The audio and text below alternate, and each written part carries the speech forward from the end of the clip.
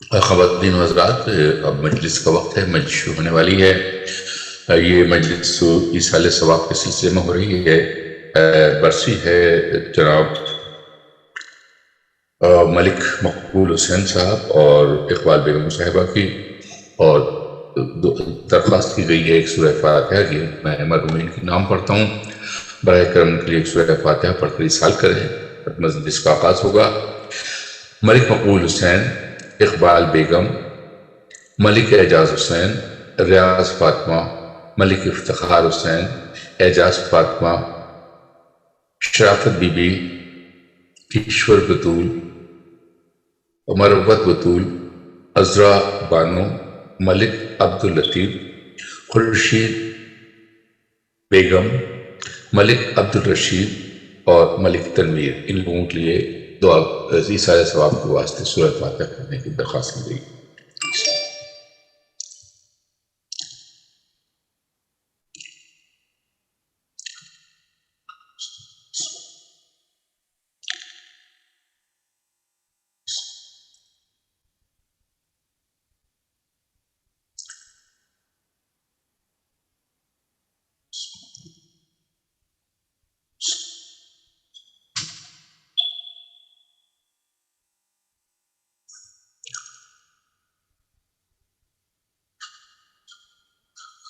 صلی اللہ محمد وآل محمد وعجل فرجہم۔ اور میں درخواست کروں شبات حسین صاحب سے، جناب شبات حسین سلام اور مرثیہ پیش کریں گے۔ السلام علیکم مومنین و مومنات، کی مجلس کا آغاز کر رہے ہیں 4 مصروں سے۔ معظم بھائی جب ادارے میں مجلس ہوتی تھی تو ان 4 مصروں کے لیے گزارش کرتے تھے۔ رسول پاک کے سلسلے میں ہے: کتنا اونچا تیرا کردار نظر آتا ہے، کتنا اونچا تیرا کردار نظر آتا ہے، ادھر عرش بھی سایہ دیوار نظر آتا ہے، تم نے جس روز سے دشمن کی عیادت کی ہے، تم نے جس روز سے دشمن کی عیادت کی ہے، ادھر کفر اس روز سے بیمار نظر آتا ہے، کتنا اونچا تیرا کردار نظر آتا ہے۔ سبحان اللہ۔ سلام کے چند اشعار مختصر سے ہیں۔ یہ مجلس عزا ہم کیوں کرتے ہیں؟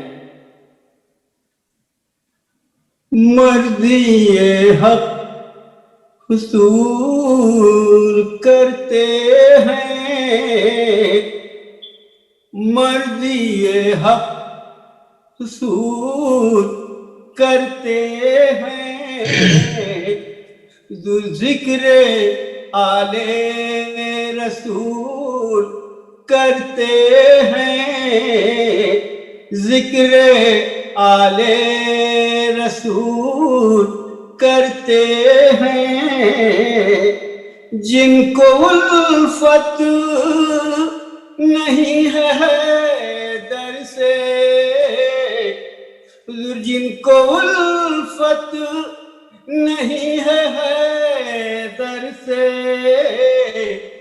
وہ عبادت فضول کرتے ہیں، جو نہیں کرتے ذکر آل رسول، جو نہیں کرتے ذکر آل رسول، حضور وہ ہے بدبخت بھول کرتے ہیں، وہ ہے بدبخت بھول کرتے ہیں، اپنے آنسو شباہت اہل ادا، اپنے آنسو شباہت اہل ادا، نظر پیش بطول کرتے ہیں، نظر پیش بطول کرتے ہیں، کاش کہہ دیں یہ فاطمہ زہرا، کاش کہہ دیں یہ فاطمہ زہرا، ہم یہ آنسو قبول کرتے ہیں، ہم یہ آنسو قبول کرتے ہیں، ذکر آل رسول کرتے ہیں، سلوات صلی اللہ محمد وآلہ محمد۔ حضرات مومنین و مومنات، آج یہ ایصال ثواب کی مجلس ہے، ایک ماں کی، جیسا کہ مجھے بتایا گیا تھا، اور ایام فاطمیہ کے یہ دن ہیں، ایام ہیں، تو اس کی مناسبت سے میں جناب فاطمہ زہرا کی شہادت کے سلسلے میں بس ایک چند بند پیش کروں گا، 6-7 بند ہوں گے مشکل سے۔ فاتحہ۔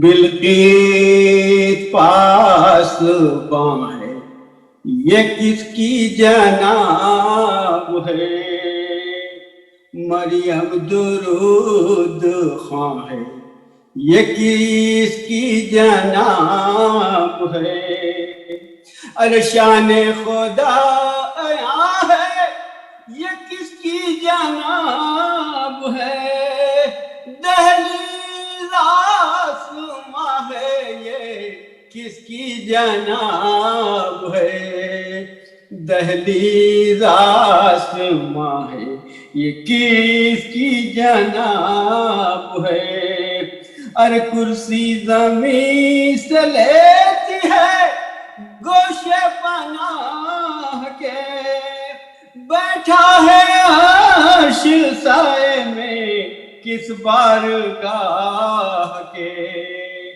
بیٹھا ہے عرش سائے میں کس بارگاہ، ارے آیا فاطمہ کا وقت انتقال، مسجد میں مرتضیٰ گئے میں دونوں خستہ حال، حجرے میں باپ کے گئی خاتون خورد سال، اسماء سے بولی مظہر اسماء ذوالجلال، ارے کافور خلد فاطمہ زہرا کے پاس لا، پانی ہمارے غسل کو لا اور لباس لا، پانی ہمارے غسل کو لا اور لباس لا، ارے پھر تو ہر ایک محلے میں محشر برپا ہوا، اپنے پرائے دور کی ہے یہ کیا ہوا، ارے فضا پکاری سیدہ کا واقعہ ہوا، حجرہ بطول پاک کا ماتم سرا ہوا، حجرہ بطول پاک کا ماتم سرا ہوا، چھاتی خلق سے دیکھنے والوں کی پھٹ گئی، مورک کے منہ پہ مردے کے زینب لپٹ گئی، مورک کے منہ پہ مردے کی زینب لپٹ گئی، اے میری فاقہ کشمیری ناداراں مجاں، اے میری بے دوا میری بیماراں مجاں، ارے کعبے کی آبرو میری سرداراں مجاں، اے میری صابرہ میری ناچاراں مجاں، اے میری صابرہ میری ناچاراں مجاں، ارے نانا موئی تو تھی کوئی تازہ خطاب دو، اماں جواب دو میری اماں جواب دو، اماں جواب دو میری اماں جواب دو، ناگاہ آئے روتے ہوئے شاہ لافتہ، غسل و حنوط فاطمہ خود حجرے میں کیا، ارے استبرق بہشت بری کا کفن دیا، تابوت میں لٹا کے گلے سے لگا لیا، تابوت میں لٹا کے گلے سے لگا لیا، بولے کفن میں کھول کے رخسار فاطمہ، مشتاق آؤ دیکھ لو دیدار فاطمہ، مشتاق آؤ دیکھ لو دیدار فاطمہ، ننھے سے سر کھلے ہیں نہیں سر پہ ٹوپیاں، کہتے ہیں کچھ تو منہ سے نکلتا ہے ہائے ماں، لکھا ہے جب جنازے پہ پہنچے وہ نیم جاں، حسرت سے دیکھا مردے کا منہ اور یہ کیف ماں، حسرت سے دیکھا مردے کا منہ اور یہ کیف ماں، ارے اماں غلام آئے ہیں رخصت کے واسطے، جاتی ہو تم نبی کی زیارت کے واسطے، جاتی ہو تم نبی کی زیارت کے واسطے، آخری بند ہے، ہونے لگے ویداع یہ کہہ کر وہ دردمند، عاشق نے بے ملے ہوئے رخصت نہ کی پسند، ارے یوں کانپی فاطمہ کی کھلے سب کفن کے بند، تھرا کے دونوں ہاتھ برابر کیے بلند، تھرا کے دونوں ہاتھ برابر کیے بلند، ارے قبر رسول پاک الفت سے ہل گئی، باہیں گلے میں ڈال کے بیٹوں سے مل گئی، باہیں گلے میں ڈال کے بیٹوں سے مل گئی، بلقیس پاس باں ہے یہ کس کی جناب ہے؟ جزاک اللہ جناب شواہد حسین صاحب. اور خواتین حضرات جو اس وقت آن لائن ہیں، میں آپ کو ریمائنڈ کراتا چلوں کہ کل جمعہ کو شام بھی پروگرام ہے، مجلس ہوگی. ہمارے ریزیڈنٹ عالم شیخ عبدالجلیل صاحب کی زوجہ محترمہ صفیہ النبی صاحبہ کی برسی کے سلسلے میں مجلس ہے. مجلس کا وقت 8 بجے ہے، لیکن پروگرام 7:30 بجے شروع ہوگا. پہلے قرآن خوانی ہوگی، پھر 8 بجے مجلس ہوگی. اس مجلس سے خطاب فرمائیں گے جناب شیخ محمد علی صاحب. تمام خواتین و حضرات سے شرکت کی درخواست ہے. اور اب میں درخواست کروں گا جناب قبلہ مولانا سلیمان عابدی صاحب سے مجلس سے خطاب فرمائیں گے. جناب مولانا سلیمان عابدی. جزاکم اللہ. اعوذ باللہ من الشیطان الرجیم. بسم اللہ الرحمن الرحیم. سورة الفاتحہ. بسم اللہ الرحمن الرحیم. الحمد للہ رب العالمین الرحمن الرحیم مالک یوم الدین. إياك نعبد وإياك نستعين اهدنا الصراط المستقيم صراط الذين أنعمت عليهم غير المغضوب عليهم ولا الضالين. أعوذ بالله من الشيطان الرجيم. بسم الله الرحمن الرحيم. الحمد لله رب العالمين بارئ الخلائق أجمعين فاطر السماوات والأرضين والصلاة والسلام على أشرف الأنبياء والمرسلين المبعوث رحمة للعالمين شفيع المذنبين وحبيب قلوب الصادقين سيدنا ومولانا أبي القاسم محمد. اللهم صل على محمد وآل محمد وعلى أهل بيته الطيبين الطاهرين ولعنة الله على أعدائهم أجمعين. أما بعد، فقد قال الله عز وجل في القرآن المجيد والفرقان الحميد وهو أصدق القائلين. بسم الله الرحمن الرحيم. وأنفقوا مما رزقناكم من قبل أن يأتي أحدكم الموت فيقول رب لولا أخرتني إلى أجل قريب فأصدق وأكن من الصالحين. صدق الله العلي العظيم. صلوات. اللهم صل على محمد وآل محمد وعجل فرجهم. مومنین و مومنات، یہ ایصال ثواب کی مجلس ہے.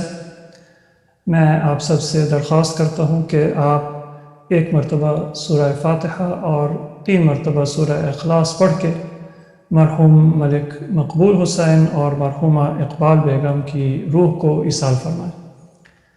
بسم اللہ الرحمن الرحیم. الحمد للہ رب العالمین الرحمن الرحیم مالک یوم الدین.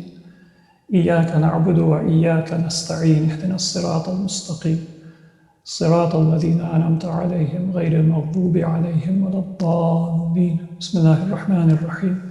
قل هو الله أحد الله الصمد لم يلد ولم يولد ولم يكن له كفوا أحد. بسم الله الرحمن الرحيم. قل هو الله أحد الله الصمد لم يلد ولم يولد ولم يكن له كفوا أحد. بسم الله الرحمن الرحيم. قل هو الله أحد الله الصمد لم يلد ولم يولد ولم يكن له كفوا أحد.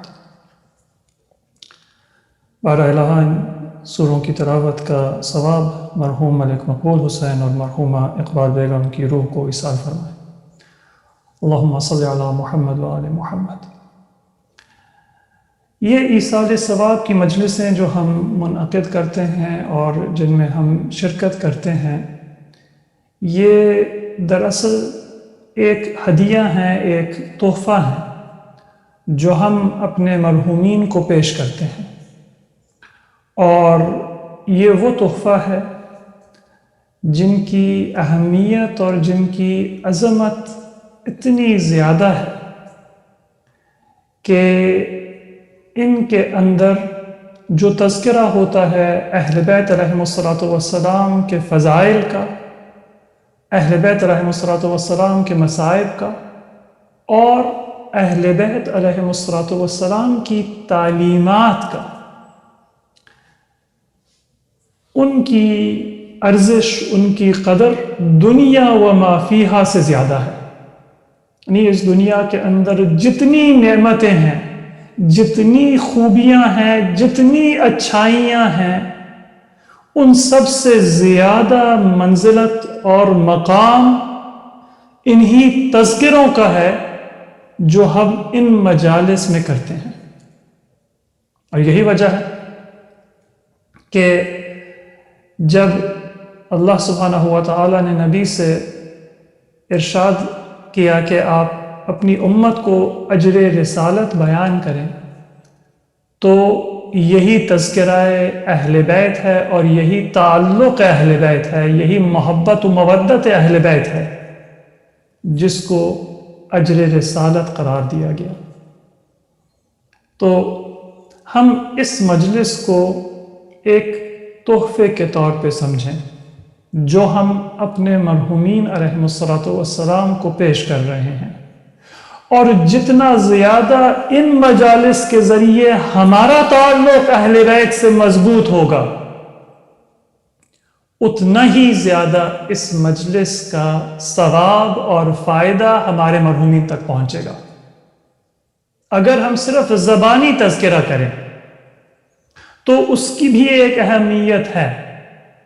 روایتوں میں ملتا ہے کہ جو اہل بیت علیہم السلام اور خاص طور پہ ابا عبداللہ الحسین علیہ السلام کے مصائب کے اوپر گریہ کرے، یا لوگوں کو گریہ کرائے، یا حتیٰ اگر اس کو گریہ نہیں آتا، اس کے آنسو نہیں آتے، تو وہ اپنی شکل اس طرح سے بنائے جس طرح سے انسان جب محزون ہوتا ہے، جب غم میں ہوتا ہے تو اس کی شکل و صورت ہوتی ہے، تو اس کو ثواب ملتا ہے اور اس کا اجر جنت ہے، چونکہ یہ ایک قسم کا تعلق ہے۔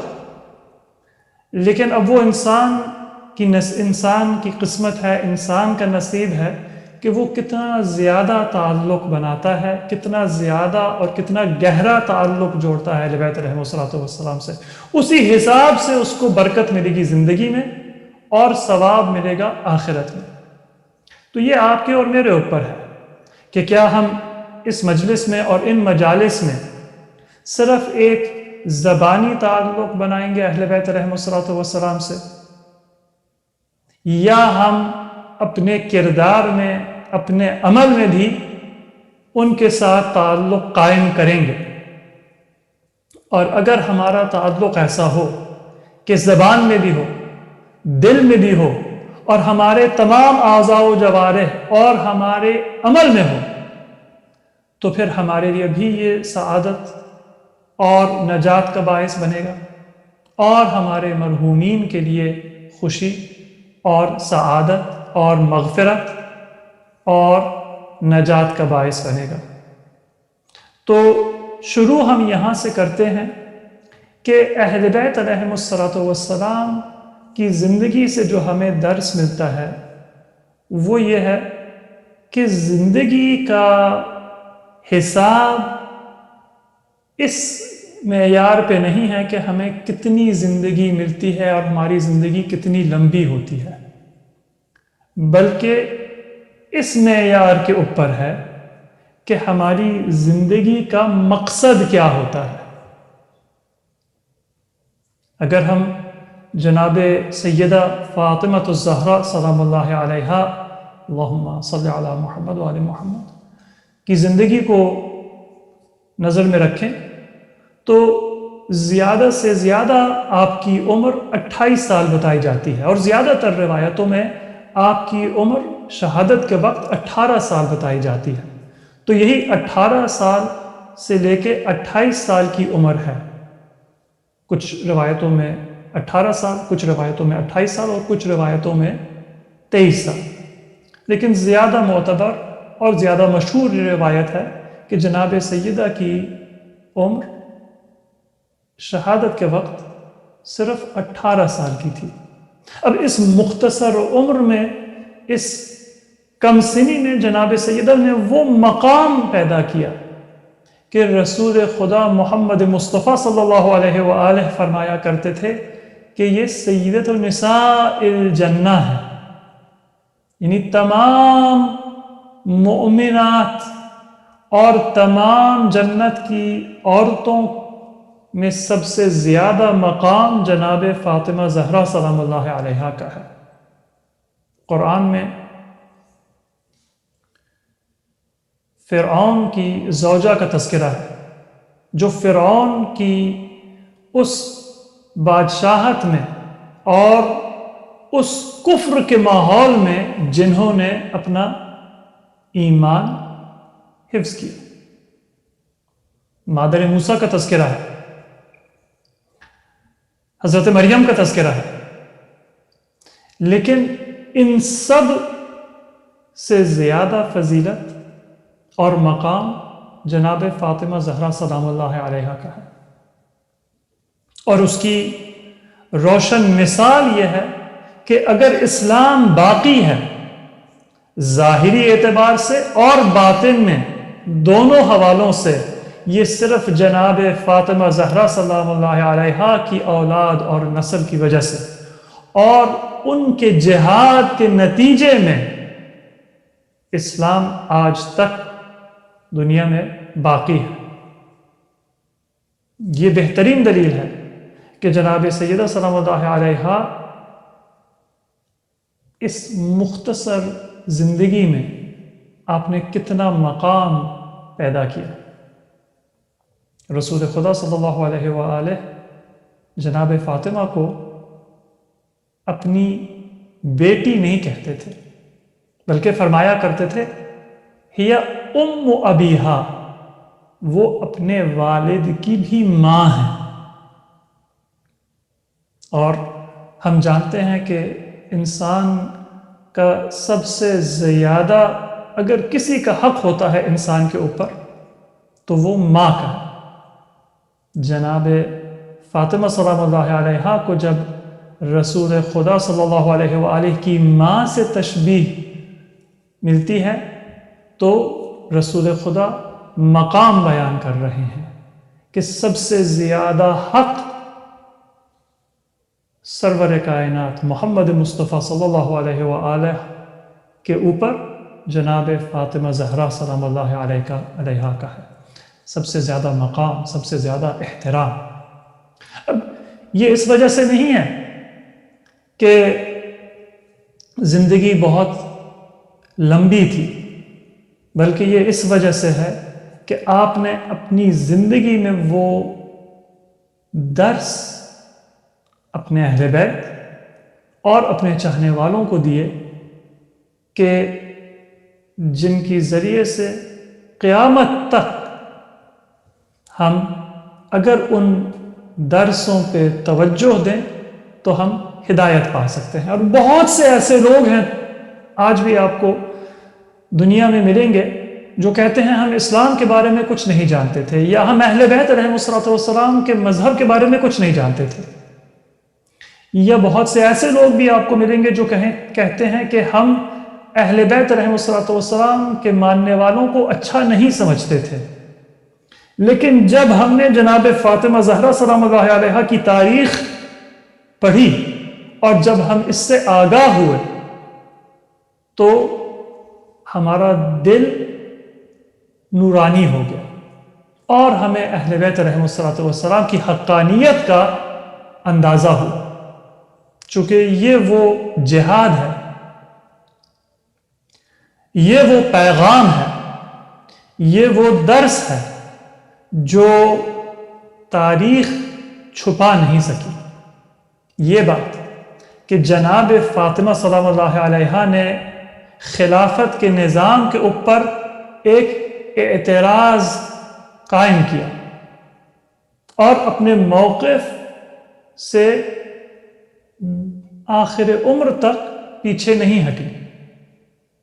بہت سی روایتیں گڑھی گئیں کہ امام علی علیہ السلام نے بیعت کی، امام علی علیہ السلام نے نعوذ باللہ خلیفہ وقت سے کہا کہ ہمیں کوئی اعتراض نہیں تھا بیعت سے، لیکن ہم چاہتے تھے کہ پہلے قرآن کو جمع کر لیں، قرآن کی کتابت کو مکمل کر لیں، پھر ہم بیعت کرتے۔ ہم چاہتے تھے کہ پہلے ہم سے مشورہ ہوتا، اور اگر ہم سے مشورہ ہوتا تو ہم خوشی سے بیعت کرتے۔ یہ مختلف روایتیں کتابوں میں درج کر دی گئی ہیں، یہ روایتیں جھوٹی ہیں، لیکن بہت سے لوگ انہی روایتوں کو دیکھ کے اب تشویش میں پڑ جاتے ہیں کہ حق کس جانب ہے۔ لیکن کوئی تاریخ، کوئی حدیث کی کتاب اس حقیقت کو نہیں مٹا سکی۔ صحیح بخاری اور صحیح مسلم میں بھی یہی لکھا ہوا ہے کہ جناب سیدہ نے آخر عمر تک بیعت نہیں کی، اور جو اعتراض تھا سقیفہ کے اوپر اور سقیفے سے شروع ہونے والی تحریک کے اوپر، وہ تا حیات قائم رہا، باقی رہا۔ تو اب انسان کے سامنے یہ صحیح غیر متنازع روایتیں ہیں، اور اگر انصاف سے دیکھا تو اس کو فیصلہ کرنا ہوگا کہ یا میں رسول کی صاحبزادی، کائنات کی سب سے بافضیلت جناب فاطمہ زہرا سلام اللہ علیہا کو صحیح مانوں گا یا غلط مانوں گا۔ یہ دو ہی راستے ہیں۔ اگر انسان جناب فاطمہ سلام اللہ علیہا کو کہے کہ وہ غلطی پہ تھی، نعوذ باللہ، تو گویا جناب فاطمہ کی یہ اہانت نہیں ہے، یہ رسول خدا کی تکذیب ہے، جنہوں نے جنت میں، دنیا و آخرت میں ان کا مقام بیان کیا صحیح اور متواتر احادیث میں۔ اور یہ اجماع مسلمین کی بھی مخالفت ہے۔ جن لوگوں کے نزدیک اجماع کی بڑی اہمیت ہے، تو یہ صحیح و متواتر احادیث، صحیح و متواتر سنت کے خلاف ہے، اجماع کے خلاف ہے۔ تو ایک ہی راستہ بچتا ہے کہ ہم کہیں کہ جناب سیدہ حق پہ تھیں، جناب سیدہ حق بجانب تھیں، اور اگر جناب سیدہ حق بجانب تھیں تو جو ان کے مخالف تھے، جن کے اوپر جناب سیدہ نے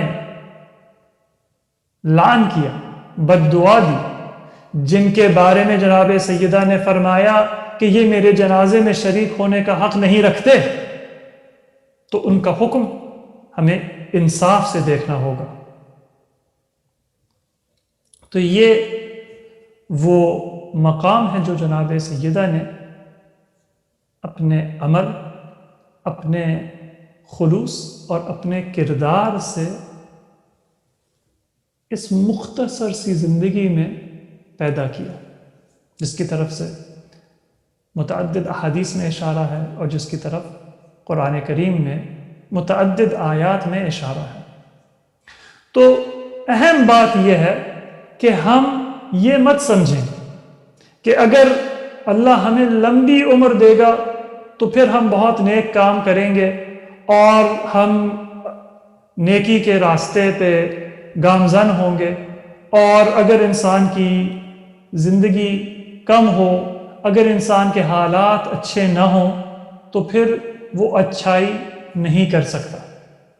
بہت سے ہمارے اپنے مومنین ہیں جو زندگی میں مصروف ہیں، اپنے گھر والوں کے ساتھ، اپنے کاروبار میں، اپنے دوستوں کے ساتھ، اپنے مختلف مشغلوں میں، خواہشات میں، اور ان کی نیت میں یہ ہے کہ جب ہم سبکدوش ہو جائیں گے، جب ہم تھوڑے اور بڑے ہو جائیں گے، جب ہماری ذمہ داریاں کچھ کم ہو جائیں گی، جب ہم اپنے کاروبار کو کہیں تک پہنچا دیں گے، جب ہم اپنے گھر کے قرضے اتار لیں گے، جب ہم اپنے بچوں کی شادی کر لیں گے، تو پھر ہم حج کریں گے، زیارت کریں گے، پھر ہم اپنی قضا نمازوں کو پورا کریں گے، اور جتنی بھی ہماری دینی ذمہ داریاں ہیں ان کو ہم نبھائیں گے۔ لیکن ایسا ہوتا نہیں ہے۔ اگر ہم ابھی اللہ کے لیے عمل کرنے کے لیے تیار نہیں ہیں تو ہو سکتا ہے کہ ہمیں اللہ بہت لمبی عمر دے، اور انشاءاللہ ہم سب کو اللہ صحت عطا کرے، عمر عطا کرے، لیکن اس عمر میں توفیق ہمیں نہ ملے کہ بعد میں بھی ہم وہ کام کریں جو ہم آج کرنے کے لیے تیار نہیں ہیں۔ جس آیت کا میں نے ذکر کیا اپنی مجلس کے آغاز میں، یہ سورہ منافقون کی آیت ہے، وَأَنفِقُوا مِمَّا رَزَقْنَاكُمْ۔ ارشاد ہوتا ہے کہ جو اللہ نے ہمیں رزق دیا ہے، اس رزق میں سے ہم انفاق کریں، اور رزق سے مراد صرف پیسہ نہیں ہے۔ اللہ نے اگر ہمیں مال و دولت عطا کی ہے تو یقیناً ہمارے رشتہ داروں کا، ہمارے مومن بہن بھائیوں کا، ہمارے محتاج اور ضرورت مند بہن بھائیوں کا اس میں حق ہے۔ یہ ہمارا احسان نہیں ہے کہ ہم ان کی مدد کرتے ہیں یا اہم دینی کاموں میں اپنا مال، اپنی دولت مصروف کرتے ہیں۔ یہ ہمارا فرض ہے، یہی اللہ کی آزمائش ہے اور امتحان ہے ہمارے لیے کہ ہم جو نعمتیں ہمیں ملی ہیں ان کو صحیح راستے میں استعمال کریں۔ تو یقیناً یہ ہمارا فرض ہے، اور یہ اللہ کا احسان ہے ہمارے اوپر کہ ہمیں اپنی ضرورت سے زیادہ مال و دولت عطا کی، جو ہم اپنے اوپر بھی خرچ کر سکتے ہیں، اپنے گھر والوں کے اوپر بھی خرچ کر سکتے ہیں، اور نیک کاموں میں بھی خرچ کر کے دنیا و آخرت کی سعادت حاصل کر سکتے ہیں۔ لیکن انفاق سے صرف مال خرچ کرنا مراد نہیں ہے۔ انفاق یعنی جو چیز اللہ نے ہمیں عطا کی ہے اس کو ہم اللہ کے راستے میں وقف کر دیں۔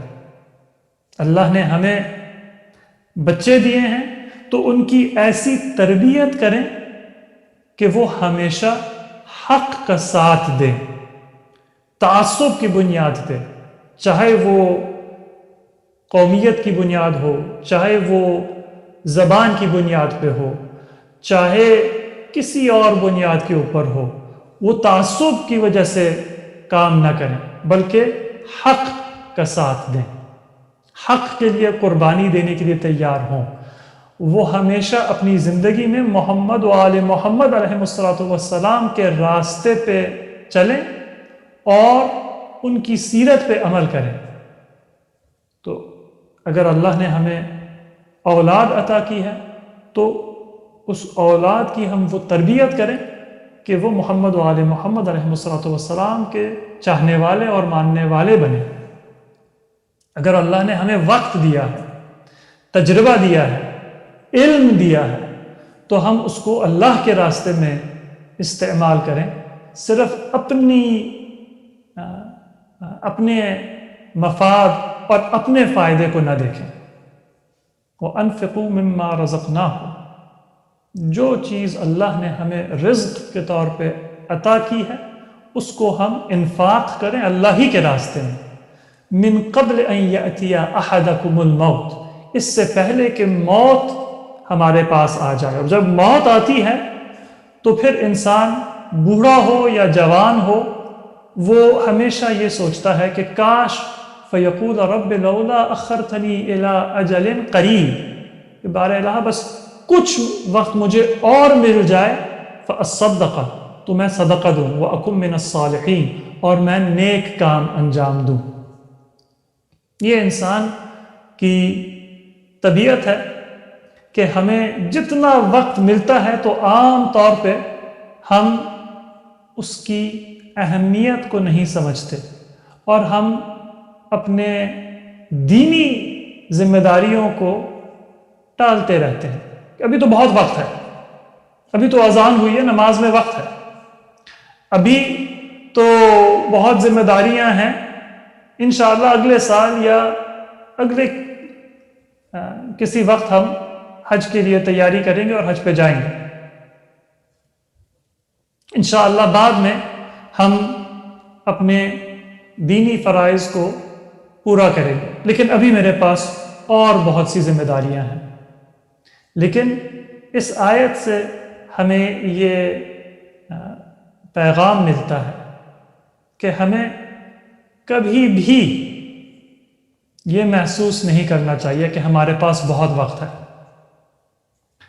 اذان کا وقت اگر ہوا ہے تو مجھے کیا معلوم کہ کیا میں 1 گھنٹے بعد زندہ ہوں گا، کیا میری صحت اجازت دے گی کہ میں وضو کر کے نماز کے لیے بھی کھڑا ہو سکتا ہوں. کسی کو معلوم نہیں ہے کہ موت کب آئے گی. بوڑھے کو بھی آ سکتی ہے، جوان کو بھی آ سکتی ہے، صحت مند کو بھی موت آ سکتی ہے، اور ایک نہایت بیمار اور ضعیف انسان کو اللہ شفا بھی دے سکتا ہے. لیکن عام طور پہ جب موت آتی ہے تو انسان کہتا ہے رب لولا اخرتنی الی اجل قریب، بار الہ میں نے ہو سکتا ہے کہ 20 سال اپنی ذمہ داریوں کو میں تاخیر میں ٹالتا رہا، تاخیر کرتا رہا، اور اب بس مجھے 10 منٹ 1 گھنٹے کی خواہش ہے کہ میں استغفار کر لوں، میں 2 رکعت نماز پڑھ لوں. اور پھر ارشاد ہوتا ہے وَلَن يُؤَخِّرَ اللَّهُ نَفْسًا إِذَا جَاءَ أَجَلُهَا وَاللَّهُ خَبِيرٌ بِمَا تَعْمَلُونَ. جب انسان کی موت کا وقت آتا ہے تو اللہ کسی کو مزید مہلت نہیں دیتا. یہ اللہ کی حکمت ہوتی ہے کہ کس انسان کی موت کس وقت آنی ہے اور کس جگہ آنی ہے اور کس حالت میں آنی ہے. اور چونکہ یہ فیصلہ اللہ کے علم اور اللہ کی حکمت کے بنیاد پہ ہوتا ہے تو اس میں تاخیر نہیں ہوتی، یہ فیصلہ ٹل نہیں سکتا. تو ہمیں ابھی سے تیاری کرنی ہے کہ موت کبھی بھی آ سکتی ہے، کسی وقت، کسی حالت، کسی جگہ بھی آ سکتی ہے، ہمیں نہیں پتہ، اللہ کو معلوم ہے.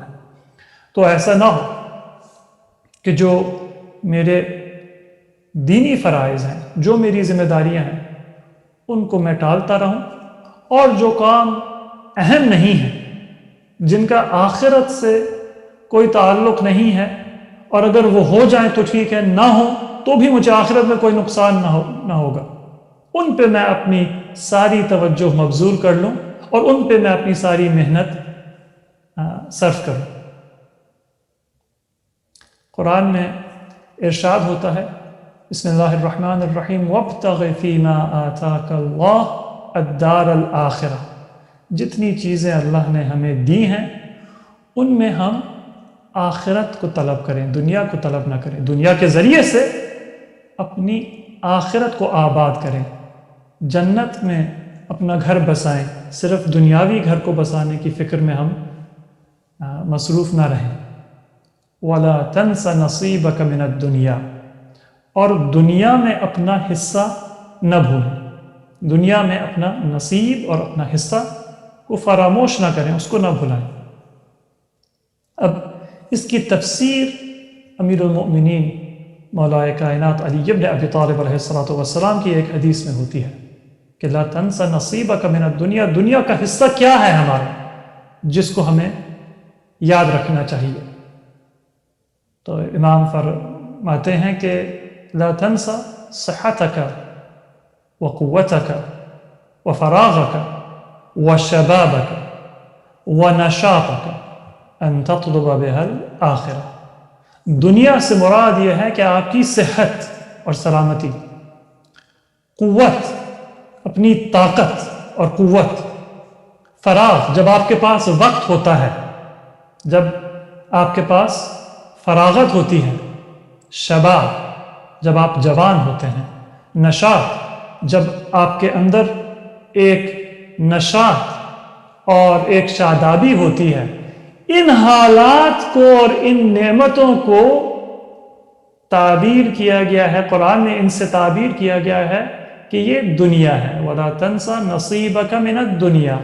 ان چیزوں کو، ان نعمتوں کو یاد رکھیں، اور پھر امام فرماتے ہیں ان تطلب بها الآخرہ، ان کے ذریعے سے آخرت کو حاصل کریں. اپنی صحت کو، اپنی قوت کو، اپنی فراغت کو، اپنا شباب اور جوانی کو، اپنے نشاط کو استعمال کریں تاکہ آپ اس کے ذریعے سے آخرت میں بہترین مقام کسب کر سکیں۔ لا تنسا نصیبک من الدنیا کے معنی یہ نہیں ہے کہ تھوڑی توجہ آخرت پہ دیں اور تھوڑی توجہ دنیا پہ دیں۔ دنیا میں جب بھی ہم توجہ دیتے ہیں تو ہماری نگاہ، ہمارا ہدف، ہمارا مقصد آخرت ہونا چاہیے، اور اس کا مطلب یہ نہیں ہے کہ ہم دنیاوی لذتوں سے اور نعمتوں سے بے بہرہ رہیں گے اور فائدہ نہیں اٹھائیں گے۔ ہم اچھے کھانے بھی کھا سکتے ہیں، لیکن اس مقصد کے ساتھ کہ ہم اپنے مومن بہن بھائیوں کو مہمان بنائیں گے، اپنے رشتہ داروں کو دعوت دیں گے، تو یہ اچھا کھانا ہے، ہمیں اس دنیاوی نعمت سے لطف بھی آتا ہے اور ہم آخرت کما رہے ہوتے ہیں۔ یہ پھر دنیا کی زندگی نہیں ہے، یہ آخرت کی زندگی ہے۔ چونکہ دنیا و آخرت میں فرق زمان کا نہیں ہے کہ دنیا اب ہے اور آخرت بعد میں ہے، زمان کا اختلاف نہیں ہے، دنیا و آخرت کا فرق گہرائی میں ہے۔ اگر ہم ایک بالکل اوپر کی سطح کی زندگی کو دیکھیں تو وہ دنیا ہے، اور اگر ہم اسی دنیا کی گہرائی کو دیکھیں تو وہ آخرت ہے۔ لہذا مومن اس زندگی میں جنتی ہوتا ہے اور کافر اس زندگی میں جہنمی ہوتا ہے۔ فرق یہ ہے کہ چونکہ کافر بے حس ہوتا ہے تو اس کو محسوس نہیں ہوتا کہ اس زندگی میں وہ عذاب میں ہے۔ وہ سمجھتا ہے کہ میں خوش ہوں، میں نعمتوں سے لطف اندوز ہو رہا ہوں اور یہ خوش اور آباد زندگی ہے، در حالی کہ وہ جہنم ہے، اس کو احساس نہیں ہوتا۔ فرق یہ نہیں ہے کہ آخرت میں وہ نعمت سے عذاب میں منتقل ہوگا، فرق یہ ہے کہ جس عذاب کو وہ زندگی میں جھیل رہا تھا اس کی بے حسی ختم ہو جائے گی اور اس کو احساس ہوگا کہ اس کی زندگی کی حقیقت کیا تھی۔ لیکن مومن کی آنکھیں بند نہیں ہوتی، مومن بے حس نہیں ہوتا۔ مشکلات ضرور ہوتی ہیں، اور روایتوں میں تعبیر ہوئی ہے کہ یہ زندگی مومن کے لیے ایک قید ہے، ایک قید خانے کی طرح ہے، ایک زندان کی طرح ہے، لیکن یہ صرف ظاہری طور پہ۔ مومن کو اس قید میں بھی ایک سکون حاصل ہے۔ الا بذکر اللہ تطمئن القلوب، ذکر الہی سے قلب کو، دل کو تسکین ہوتی ہے اور اطمینان ملتا ہے۔ تو مومن تمام مشکلات کے باوجود، تمام مصائب کے باوجود ایک سکون کی زندگی جی رہا ہوتا ہے، اور وہی سکون علامت ہے کہ اس زندگی میں بھی مومن جنت کی نعمتوں سے مستفید ہو رہا ہوتا ہے، وہ جنتی ہے۔ لیکن چونکہ دنیا میں، عالم مادہ میں وہ موجود ہے، تو وہ جنت کی نعمت پوری طرح سے ظاہر نہیں ہوتی۔ جب ہم دنیا کو استعمال کرتے ہیں آخرت کے لیے، جب ہم نعمت کو دیکھتے ہیں اور یہ نہیں سوچتے کہ میں کیا چاہتا ہوں، ہم یہ سوچتے ہیں کہ میں اس نعمت کو اللہ کے راستے میں کیسے استعمال کر سکتا ہوں۔ جب ہمارے پاس اچھا کھانا ہوتا ہے تو ہم یہ نہیں سوچتے کہ یہ سب میں کھا لوں اکیلے میں، بلکہ میں یہ سوچتا ہوں کہ کس رشتہ دار کے ساتھ، کس مومن بہن یا بھائی کے ساتھ میں اس غذا میں شریک ہو سکتا ہوں۔ جب ہمارے پاس مال یا رزق آتا ہے تو ہم یہ نہیں سوچتے کہ میری کون سی خواہش پوری ہو سکتی ہے، بلکہ ہم یہ سوچتے ہیں کہ اللہ کے راستے میں ہم اس نعمت کو کیسے استعمال کر سکتے ہیں۔ کیا میرے والدین کا حق میری گردن پہ ہے؟ کیا میرے گھر والوں کا حق میری گردن پہ ہے؟ کیا میری اپنی کوئی ضرورت ہے؟ چونکہ یہ جسم جو اللہ نے مجھے دیا ہے یہ بھی اللہ کی امانت ہے، اور اس کی ضروریات کو اگر میں پورا نہ کروں، اپنی صحت کا خیال نہ کروں، اپنی ضروریات کا خیال نہ کروں، تو میں نے اپنے ساتھ ظلم نہیں کیا، بلکہ میں نے اللہ کی نعمت کی ناشکری کی ہے، اس کی قدر نہیں جانی ہے۔ تو جب مجھے نعمت ملتی ہے، مال ملتا ہے، رزق ملتا ہے، تو مجھے یہ سوچنا چاہیے کہ میں اللہ کے راستے میں اس کو کیسے استعمال کر سکتا ہوں۔ کیا اپنے اوپر استعمال کرنا ہے؟ کیا اپنے گھر والوں کے اوپر استعمال کرنا ہے؟ کیا کسی کار خیر میں اس کو استعمال کرنا چاہیے؟ لیکن ہماری سوچ یہ ہے کہ اللہ کو کس طرح سے ہم راضی کر سکتے ہیں، اللہ ہم سے کیا چاہتا ہے، اور پھر اللہ کی مرضی کو حاصل کرنے کی کوشش کریں۔ تو ان سب نعمتوں سے استعمال کرنے کے لیے، بہترین استعمال کرنے کے لیے ایک شرط ہے، اور وہ شرط یہ ہے کہ ہم آگاہ رہیں، ہمارا دل، ہمارا ذہن، ہماری عقل متوجہ اور متنبہ ہو۔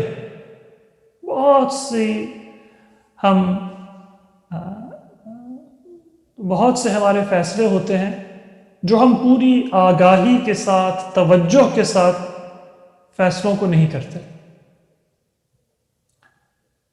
بہت سے فیصلے ہوتے ہیں، ہم دیکھتے ہیں کہ سب ہمارے اطراف میں ایک طرح سے زندگی بسر کر رہے ہیں، تو ہم بھی وہی چاہتے ہیں جو سب چاہتے ہیں، جو انہوں نے تجربہ کیا، جس ریسٹوران پہ انہوں نے کھانا کھایا، ہم سوچتے ہیں کہ ہمیں بھی وہاں کا کھانا چکھنا چاہیے، اس کو آزمانا چاہیے ایک دفعہ۔ جو دوسرے لوگ کر رہے ہوتے ہیں، ہم بھی اسی راستے پہ اب چلنا شروع ہو جاتے ہیں، بغیر اس کے کہ ہم سوچیں کہ کیا وہ راستہ صحیح ہے یا نہیں، کیا اس کا انجام اچھا ہوگا یا برا ہوگا۔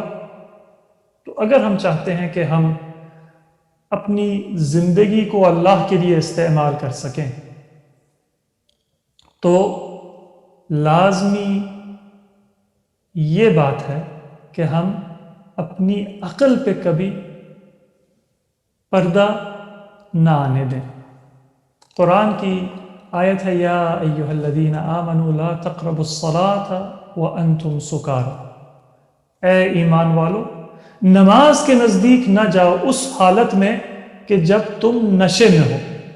اور عام طور پہ مفسرین یا مترجمین وہ اس آیت کا اس طرح سے ترجمہ کرتے ہیں کہ جب آپ نشے میں ہوں تو نماز کے نزدیک نہ جاؤ، یعنی نماز اس حالت میں نہ پڑھو۔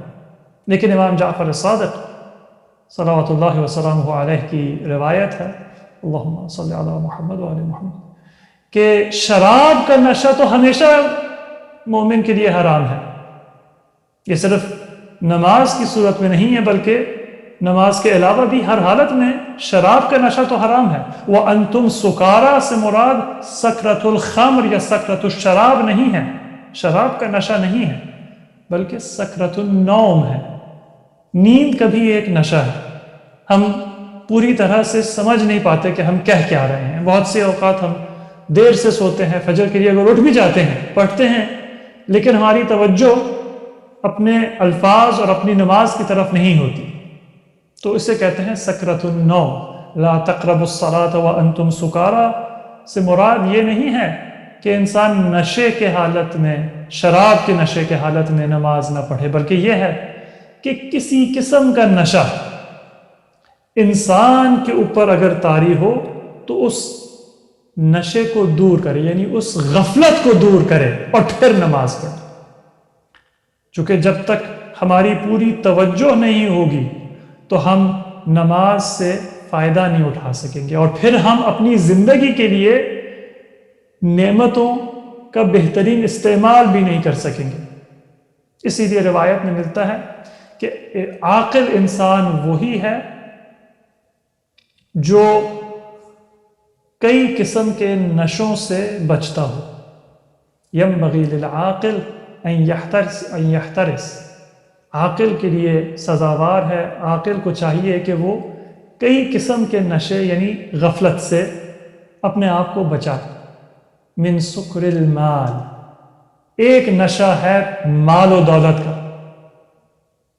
ہم اپنی زندگی میں بہت سے لوگوں کو جانتے ہیں، کل جب تک غریب تھے تو اچھے بھلے انسان تھے، لیکن جب امارت آ جاتی ہے تو ایک اکڑ آ جاتی ہے، ایک تکبر آ جاتا ہے، پھر اپنے رشتہ داروں سے بھی وہ اس سادگی کے ساتھ پیش نہیں آتے، اپنے بہن بھائیوں کے ساتھ اس طرح سے نہیں ملتے جس طرح سے پہلے ملتے تھے۔ مال و دولت کے مل جانے سے انسان کو بڑائی نہیں ملتی، اور مال و دولت کے چلے جانے سے ہم ذلیل نہیں ہوتے، لیکن ایک نشہ ہے، ایک سکر المال ہے، جس کے ذریعے سے انسان اپنی حقیقت کو بھول جاتا ہے، اپنے دوستوں کو بھول جاتا ہے، اپنے رشتہ داروں کو بھول جاتا ہے، ہو سکتا ہے کہ اپنے والدین کے احترام کو بھی بھول جاتا ہو۔ تو سب سے پہلا وہ نشہ جس سے ہمیں روکا گیا ہے اور ہمیں بتایا گیا ہے روایتوں میں کہ اس سے ہمیں بچنا چاہیے، وہ سکر المال ہے، مال و دولت کا نشہ۔ پھر وہ سکر القدرہ، طاقت اور اقتدار کا بھی ایک نشہ ہے۔ جب انسان طاقتور ہوتا ہے، جب انسان کو اقتدار ملتا ہے، تو پھر وہ سوچتا ہے کہ اب میں ان لوگوں سے بدلہ لوں جنہوں نے میرے اوپر اس وقت ظلم کیا تھا جب میں کمزور تھا۔ لیکن مولا کائنات امیر المؤمنین علی ابن ابی طالب علیہ السلام کا ارشاد ہے، اللہم صلی علی محمد و آل محمد، کہ جب اللہ آپ کو قدرت دیتا ہے، جب اللہ آپ کو طاقت دیتا ہے، جب اللہ آپ کو اپنے دشمن کے اوپر غالب بنا دیتا ہے، تو اس نعمت اور اس اقتدار کا شکر یہ ہے کہ اس دشمن کو معاف کر دیں۔ بہترین شکر یہی ہے کہ جب آپ کو اقتدار حاصل ہوتا ہے تو آپ اپنے دشمنوں کو بدلہ لینے کی جگہ ان کو معاف کر دیں، اسے کہتے ہیں حلم۔ اور پھر وَسُكْرِ الْعِلْم، علم بھی ایک نشہ ہے۔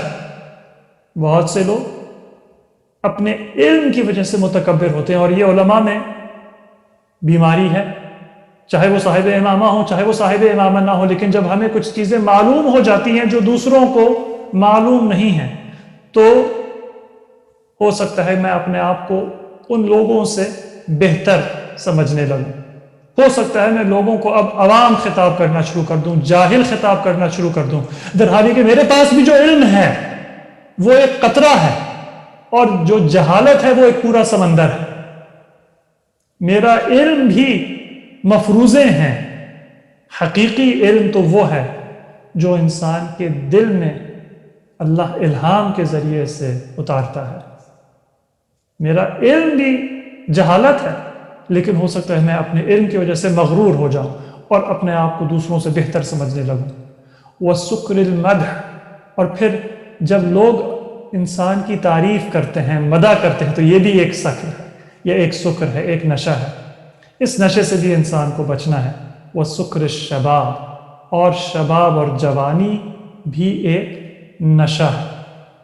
تو ایک بار میں دہراتا ہوں، یہ بہت قیمتی حدیث ہے۔ یہ مختلف قسم کے نشے ہیں، یہ مختلف قسم کی غفلتیں ہیں جو انسان کے وجود میں آتی ہیں، اور کئی دفعہ ہم سمجھتے بھی نہیں ہیں کہ ہم ان گناہوں میں مبتلا ہیں، ہم ان غفلتوں میں پھنسے ہوئے ہیں۔ ینبغی للعاقل، انسان کو اگر وہ عاقل ہے، اگر وہ عقل مند ہے، تو اس کو چاہیے کہ کئی قسم کے نشوں سے بچے۔ شراب کا نشہ تو ہے حرام، لیکن انسان کو اللہ اگر توفیق دے ایمان کی، اور وہ ذرہ بھی برابر بھی اللہ کا خوف دل میں رکھتا ہو، تو شراب کے نشے سے بچنا آسان ہے، اس گناہ کبیرہ کو چھوڑنا آسان ہے۔ یہ جو دوسرے نشے، یہ جو دوسری غفلتیں، یہ جو دوسرے گناہ بیان کیے گئے ہیں روایت میں، یہ بھی سکرت المال، سکرت القدرہ، یہ بھی نشے ہیں، لیکن ہو سکتا ہے ہم ان سے غافل ہو جاتے ہیں، اور اس غفلت کی وجہ سے ہم ان گناہوں میں مبتلا ہو جائیں۔ سکر المال، مال و دولت کا نشہ، سکر القدرہ، قدرت و طاقت کا نشہ، سکر العلم، علم و دانش کا نشہ، سکر المدح، لوگوں کی تعریف کا نشہ، و سکر الشباب، اور شباب کا نشہ۔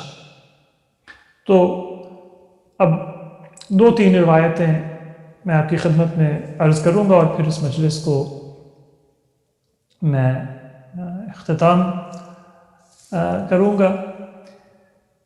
شباب کے بارے میں ہمارے پاس بہت سی احادیث ہیں۔ شباب یعنی جوانی، اس کی ایک اہمیت ہے، اور سب سے زیادہ عمل جو شباب میں اللہ کو پسند ہے وہ یہ ہے کہ انسان اللہ کی محبت کو اپنے دل میں زندہ کرے۔ اب یہ ایک درس ہے ہمارے جوانوں کے لیے بھی اور والدین کے لیے بھی، چونکہ کئی دفعہ والدین اپنے بچوں سے بہت زیادہ مطالبات کرنا شروع کر دیتے ہیں کہ آپ کو یہ بھی پڑھنا ہے، آپ کو وہ بھی پڑھنا ہے، آپ کو یہ بھی کرنا ہے، آپ کو وہ بھی کرنا ہے، اور بچوں کو ایسے محسوس ہوتا ہے کہ ماں باپ سے ہمیں صرف ڈانٹ ہی ملتی ہے۔ وہ چاہتے ہیں کہ ہم قرآن بھی پڑھیں، وہ چاہتے ہیں کہ ہم اپنے درس میں بھی آگے رہیں، وہ چاہتے ہیں ہم گھر کا کام بھی کریں، وہ چاہتے ہیں ہم اپنے بزرگوں کا احترام بھی کریں، وہ چاہتے ہیں کہ ہم مسجد میں بھی حاضر ہوں۔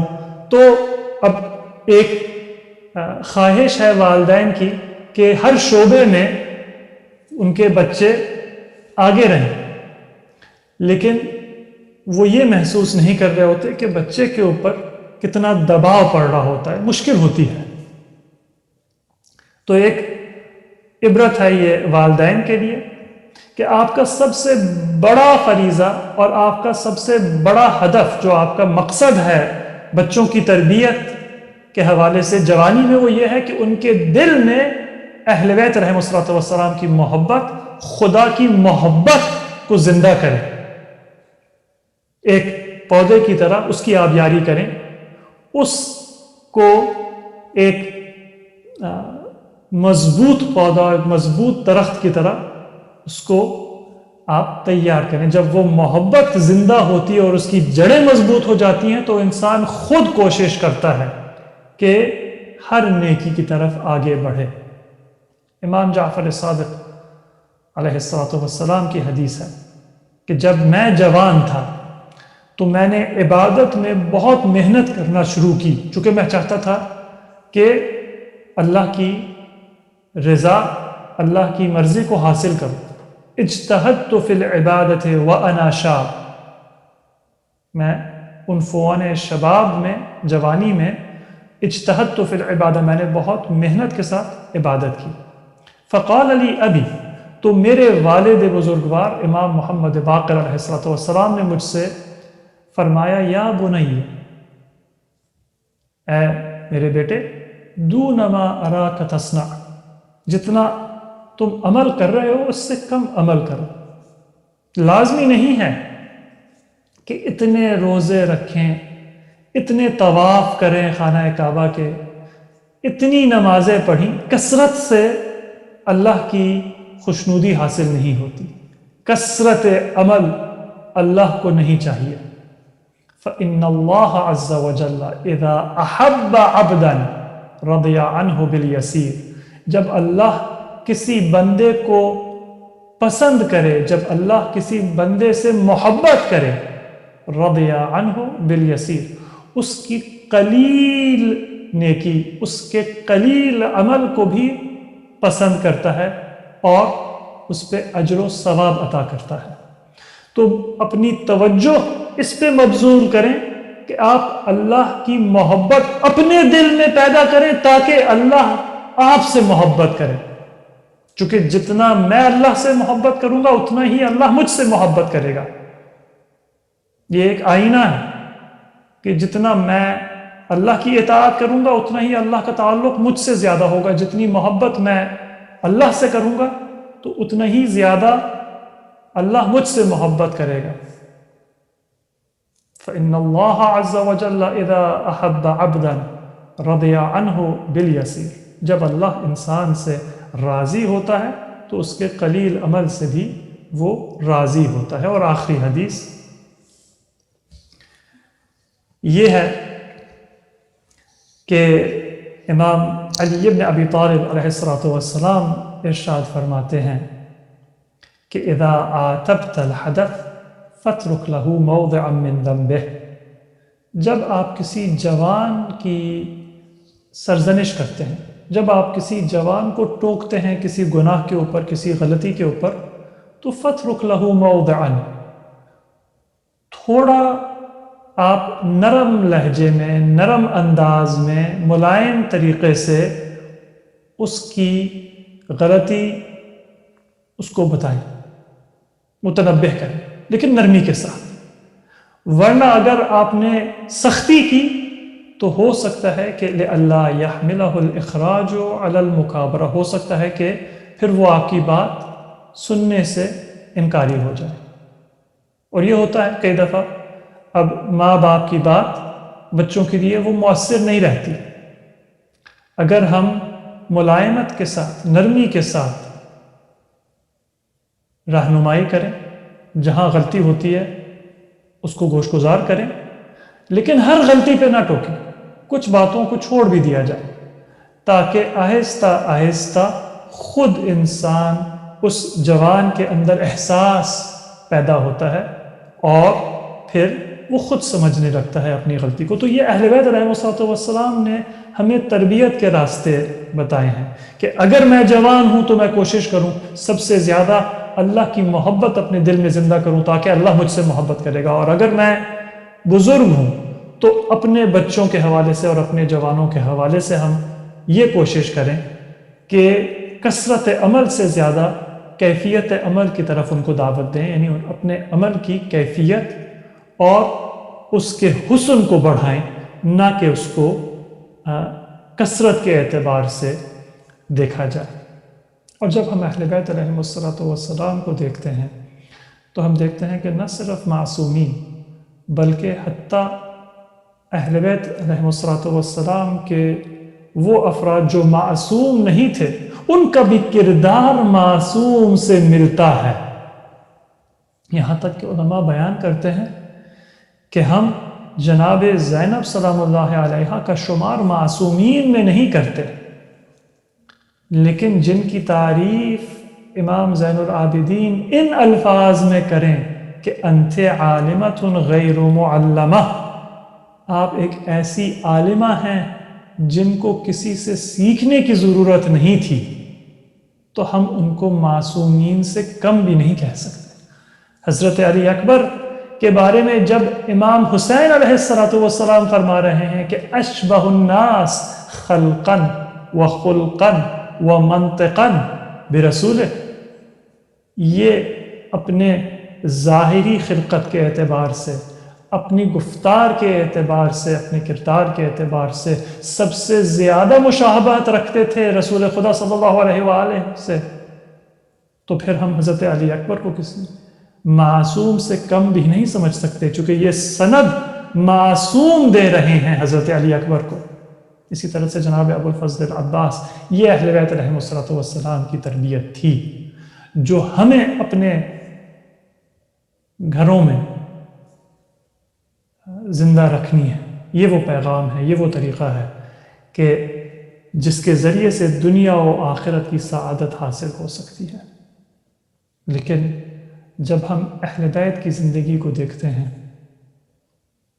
تو ایک طرف سے ان کی نورانی باتیں، کردار ہمیں نظر آتے ہیں، اور ایک طرف سے وہ مصائب، وہ ظلم جو دنیا نے ان کے اوپر ڈھائے تھے۔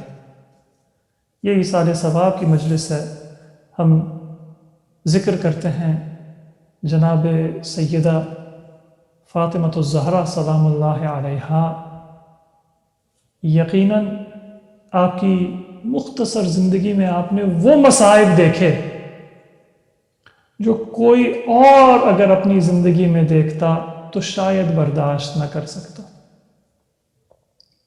مکے میں آپ نے دیکھا کہ مکہ کی عورتوں نے کس طرح سے جناب خدیجہ کے ساتھ ظلم کیا کہ ان سے بات نہیں کرتی تھی، ان کے سلام کا جواب نہیں دیتی تھی۔ جب ولادت کا وقت نزدیک آیا تو قریش کی عورتوں میں سے کوئی تیار نہ تھا کہ جناب خدیجہ سلام اللہ علیہا کی مدد کرے، اور شاید انسان توقع کرتا کہ اب جب اسلام کا پیغام دنیا کے چاروں طرف پہنچ چکا تھا اور لوگ مسلمان ہو چکے تھے، اور اب یثرب کا نام بھی مدینۃ النبی بن چکا تھا، اب اہل بیت کو وہ تنہائی کا سامنا نہیں کرنا پڑے گا۔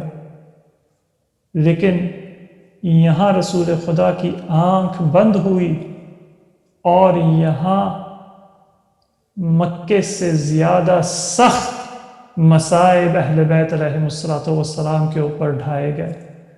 وہ تنہائی جو شیب ابی طالب میں اہل بیت نے برداشت کی وہ کچھ نہیں تھی اس تنہائی کے مقابلے میں، اس ظلم کے مقابلے میں، ان مصائب کے سامنے جو رسول خدا صلی اللہ علیہ وآلہ کی وفات کے بعد اہل بیت نے جھیلے ہیں۔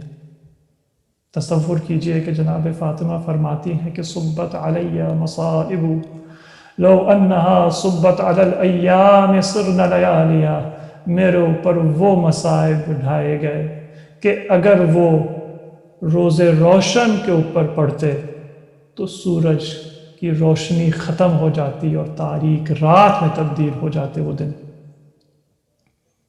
جناب فاطمہ کی شجاعت تھی، جناب فاطمہ کی ایمان کی طاقت تھی کہ جس کے ذریعے سے انہوں نے ان تمام مصائب و مظالم کو برداشت کیا اور اپنے جہاد کو قائم رکھا۔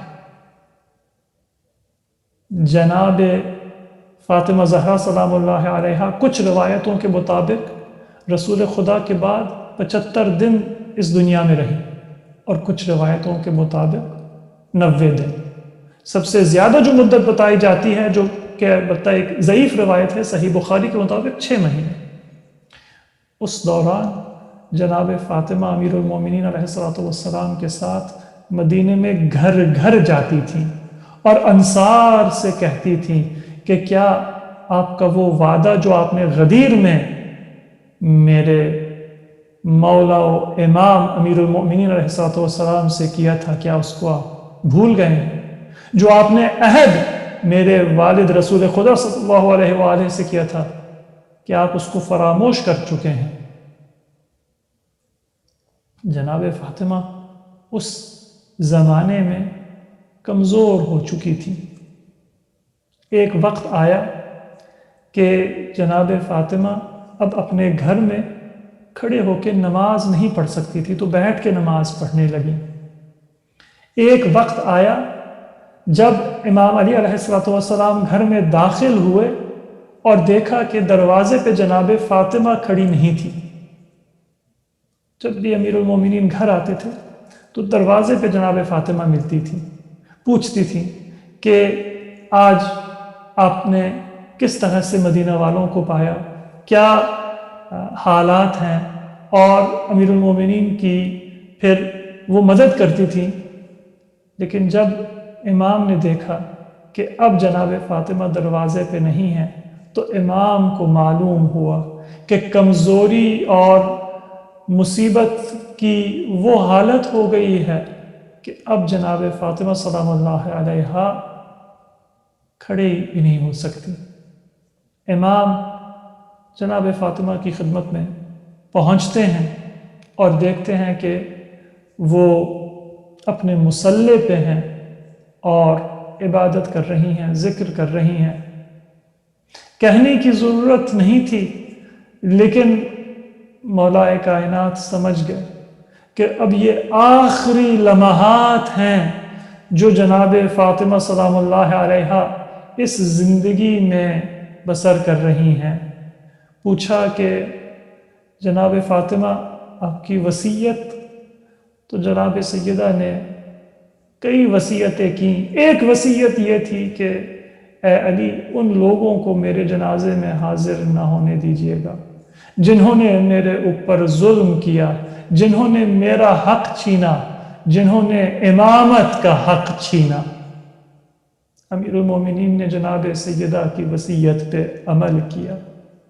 وہ رات آئی جناب فاطمہ کی شہادت کے بعد جب امام حسن و امام حسین، زینب و ام کلثوم اپنی والدہ کی شہادت کے بارے میں رونا چاہتے ہیں، مرثیہ پڑھنا چاہتے ہیں، تو جناب امیر المومنین بچوں سے کہتے ہیں کہ آواز نہ نکالیے، خاموشی سے گریہ کرنا ہے. جناب فاطمہ کی وصیت ہے کہ مدینہ والوں کو خبر نہ ملے، وہ میرے جنازے میں شریک نہ ہوں جنہوں نے میرے اوپر ظلم کیا. تو جناب فاطمہ کا جنازہ رات کو اٹھا، رات کو تدفین ہوئی تنہائی میں. میں کہتا اس سے بڑا ظلم کیا ہو سکتا ہے کہ رسول خدا کی صاحبزادی، دنیا و آخرت کی، کائنات کی سب سے بافضیلت خاتون کا جنازہ اس تاریکی کے ساتھ، اس تنہائی کے ساتھ اٹھ رہا ہے.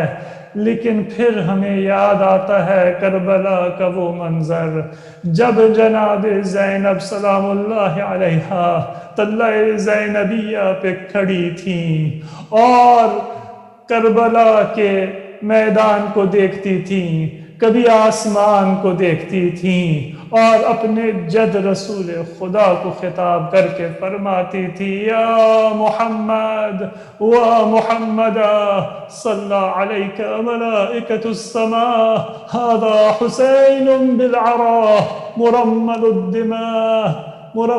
بالدماء مقطع الاعضاء اللهم صل على محمد وآل محمد انا للہ وانا الیہ راجعون. بار الہ اس مجلس اور اس تذکرے کا ثواب مرحوم ملک مقبول حسین اور مرحومہ اقبال بیگم کو ایصال فرما. آپ سے گزارش کرتا ہوں کہ ایک بار سورہ فاتحہ کی تلاوت کر کے مرحوم ملک مقبول حسین، مرحومہ اقبال بیگم اور اپنے تمام مرحومین و مرحومات کو ایصال فرما. بسم اللہ الرحمن الرحیم الحمدللہ رب العالمین الرحمن الرحیم مالک یوم الدین إياك نعبد وإياك نستعين اهدنا الصراط المستقيم صراط الذين أنعمت عليهم غير المغضوب عليهم ولا الضالين.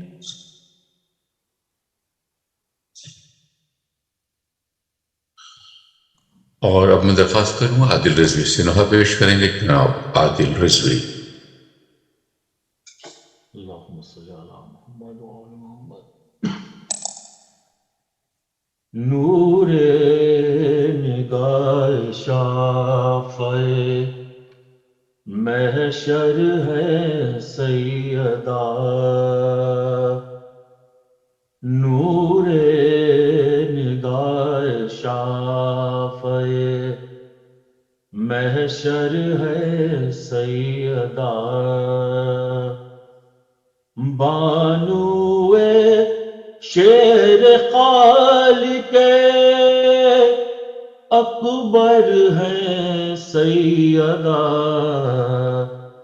نور نگاہ شافع محشر ہے سیدہ. سیرت میں چال ڈھال میں، صورت میں شکل میں، سرتا قدم رسول کا پیکر ہے سیدہ، نور نگاہ شافع. ہر کذب سے ہے دور، ہر ایک رجس سے ہے پاک، آئینہ صفات پیغمبر ہے سیدہ، نور نگاہ شافع. اور جھٹلا رہا تو ہے سر دربار سوچ لے، جھٹلا رہا تو ہے سر دربار سوچ لے، واللہ اعتبار پیغمبر ہے سیدہ، نور نگاہ شافع محشر ہے سیدہ، اور وہ آگ دینے والا در اہل بیت کو، وہ آگ دینے والا در اہل بیت کو، کیا خوب جانتا تھا کہ در پر ہے سیدہ، نور نگاہ شافع محشر ہے سیدہ، اور دربار میں مدینے کے چادر تو تھی نصیب، دربار میں مدینے کے چادر تو تھی نصیب، دربار شام میں تو کھلے سر ہے سیدہ، نور نگاہ شافع اجڑا ہوا مزار مقدس گواہ ہے، اب تک ستم کے زور کی زد پر ہے سیدہ، نور نگاہ شافع محشر ہے سیدہ، اللہم صلی اللہ سلام محمد وآل محمد۔ اور اب علی اصغر قاسم علی زیارت وارثہ پڑھیں گے۔ علی اصغر قاسم علی۔ زيارة وارث. السلام عليك يا وارث آدم صفوة الله، السلام عليك يا وارث نوح نبي الله، السلام عليك يا وارث إبراهيم خليل الله، السلام عليك يا وارث موسى كليم الله، السلام عليك يا وارث عيسى روح الله، السلام عليك يا وارث محمد حبيب الله، السلام عليك يا وارث أمير المؤمنين ولي الله، السلام عليك يا ابن محمد المصطفى، السلام عليك يا ابن علي المرتضى، السلام عليك يا ابن فاطمة الزهراء، السلام عليك يا ابن خديجة الكبرى، السلام عليك يا ثار الله وابن ثاره والوتر الموتور، أشهد أنك قد أقمت الصلاة وآتيت الزكاة وأمرت بالمعروف ونهيت عن المنكر وأطعت الله ورسوله حتى أتاك اليقين، فلعن الله أمة قتلت، ولعن الله أمة ظلمت، ولعن الله أمة سمعت بذلك فرضيت به. يا مولاي يا أبا عبد الله، أشهد أنك كنت نورا في الأصلاب الشامخة والأرحام المطهرة، لم تنجسك الجاهلية بأنجاسها، ولم تلبسك من متلهمات ثيابها، وأشهد أنك من دعائم الدين وأركان المؤمنين، وأشهد أنك الإمام البر التقي الرضي الزكي الهادي المهدي، وأشهد أن الأئمة من ولدك كلمة التقوى وأعلام الهدى والعروة الوثقى والحجة على أهل الدنيا، وأشهد الله وملائكته وملائكته وأنبياءه ورسله أني بكم مؤمن وبإيابكم موقن بشرائع ديني وخواتيم عملي وقلبي لقلبكم سلم وأمري لأمركم متبع صلوات الله عليكم وعلى أرواحكم وعلى أجسادكم وعلى أجسامكم وعلى شاهدكم وعلى غائبكم وعلى ظاهركم وعلى باطنكم. زيارة حضرة علي أكبر. السلام عليك يا ابن رسول الله، السلام عليك يا ابن نبي الله، السلام عليك يا ابن أمير المؤمنين، السلام عليك يا ابن الحسين الشهيد، السلام عليك أيها الشهيد وابن الشهيد، السلام عليك أيها المظلوم وابن المظلوم. لعن الله أمة قتلت، ولعن الله أمة ظلمت، ولعن الله أمة سمعت بذلك فرضيت به. زيارة شهداء كربلاء. السلام عليكم يا أولياء الله وأحباءه، السلام عليكم يا أصفياء الله وأوداءه، السلام عليكم يا أنصار دين الله، السلام عليكم يا أنصار رسول الله، السلام عليكم يا أنصار أمير المؤمنين، السلام عليكم يا أنصار فاطمة الزهراء سيدتي نساء العالمين، السلام عليكم يا أنصار أبي محمد الحسن بن علي الزكي الناصح الأمين، السلام عليكم يا أنصار أبي عبد الله، بأبي أنتم وأمي طبتم وطابت الأرض التي فيها دفنتم وفزتم فوزا عظيما، فيا ليتني كنت معكم فأفوز معكم. زيارة حضرة عباس.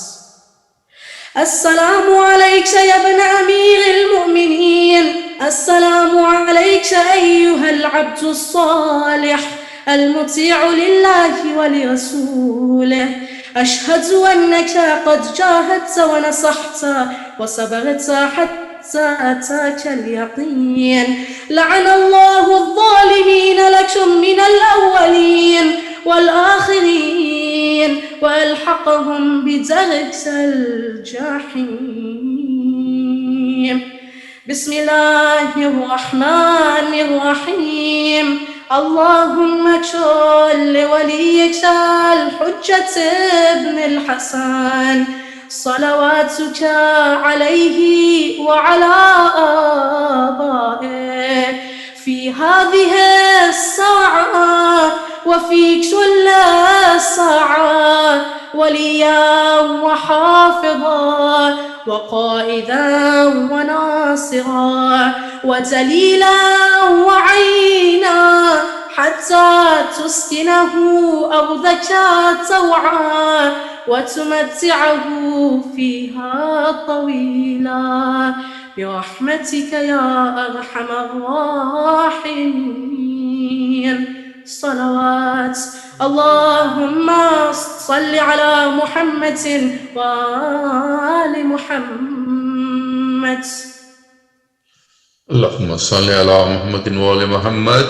और कबल इसके कि मैं इजाज़त लूँ एक मरतबा फिर आपको याद दिलाता चलूँ कि कल शेख जलील की अहलिया की बरसी की मजलिस है। कल 8 बजे मजलिस है लेकिन प्रोग्राम 7:30 बजे शुरू होगा। मोहतरमा सफ़िया नबी साहिबा की इसाले सवाब के लिए मजलिस है। 7:30 बजे कुरान ख़वानी होगी, 8 बजे मजलिस होगी। मजलिस से शेख मोहम्मद हिल्ली खिताब फरमाएंगे।